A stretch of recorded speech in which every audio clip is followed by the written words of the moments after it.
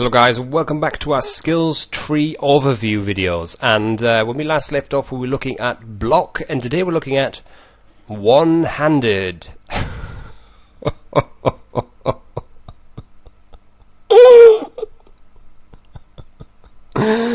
Compose yourself. Oh, guys. No. You're bad people, you know that, don't you? Anyway, right. One-handed.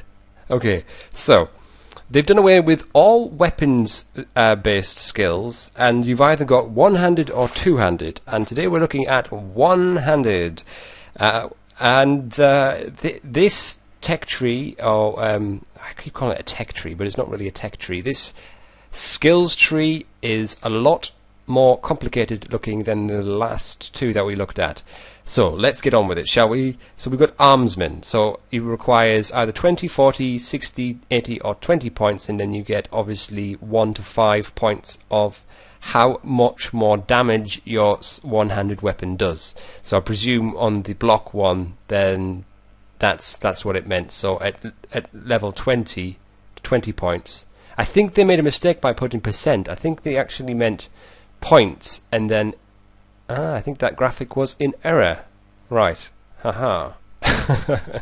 So at 20 then you can get a bonus, so armsman level 1 all the way up to armsman level 5, which gives you 100%, but you can only get that when you have 100 points in one-handed. Okay, right. Anyway, we've got hack and slash, which basically means that attacks with war axes cause extra bleeding damage. So this is what I was talking about in my overview video, that although they've done away with certain things, certain weapons, that the certain weapon skills you can get in your tech tree or your skills tree, you can actually get more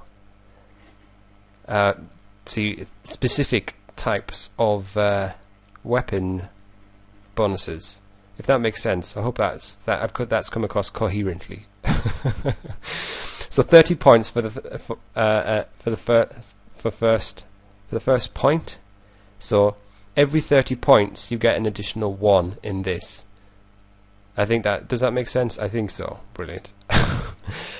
Dual fury. So dual wielding attacks are 20% faster, I think, per how many points you've got.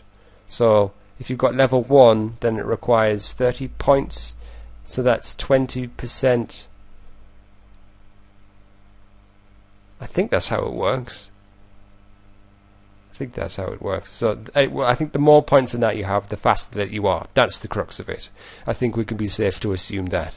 Bonebreaker attacks with maces ignore 20/something of armor, and then that's dependent on the level that you got, whether it's 1, 2 or 3, depending on how many points you've got, and then you use them points to buy ranks in Bonebreaker. So again, it's another bonus to blunt weapons basically. Let's scroll up and have a little look. You've got fighting stance, which is power attacks with one-handed weapons cost 25% less stamina. So that would obviously be a big bonus when you're attacking. You want to do more damage, but you don't want to use as much stamina, because obviously the less stamina you have, the less effective you become.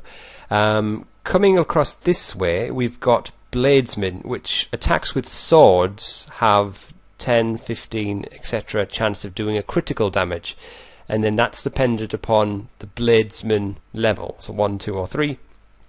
And then it requires 30, 60 and question mark. So I presume that means we don't know. Anyway, so we got dual savagery, level 1, where you can only get one level in that apparently, and requires 70 skill level 70, I presume. And dual wield power attacks do 50% bonus damage. So I think if you skill up in both one-handed and two-handed, that you get a bonus in two-handed, apparently. Well, that's what it says. You can read it. Anyway, Savage Strike. Let's go over here and have a look at this. So Savage Strike requires 50 levels, but standing power attacks do 25% bonus damage with the chance to depreciate your enemies. Not sure what depreciate means, actually. I wonder if it means to make them less powerful or to damage them in some way, damage their bonuses or something like that. Critical charge requires 50 again, and you can do it's a one-handed power attack while sprinting. Does double critical damage, so it's not just a critical damage, it's double critical damage. Just so we've got that down. And then we've got the most coveted of all the one-handed skills, the bonus. It's a Paralyzing Strike. It's a backwards power attack that has 25% chance of paralyzing the target. I don't know if that's a permanent paralysis. If it's quite high, I'd presume it would either be permanent or fairly long-lasting power attack. Although you have to do it backwards, which is odd. So does that mean you have to run backwards, or what? I don't know. Well, anyway, that is enough for that. So I hope you've enjoyed today's overview. When we come back, I think we'll look at two-handed, actually, and then we'll look at heavy armor. That seems to make sense. Yeah, brilliant. So when we come back, that's what we'll do. So until then, guys, stay safe, take care of yourself. Goodbye.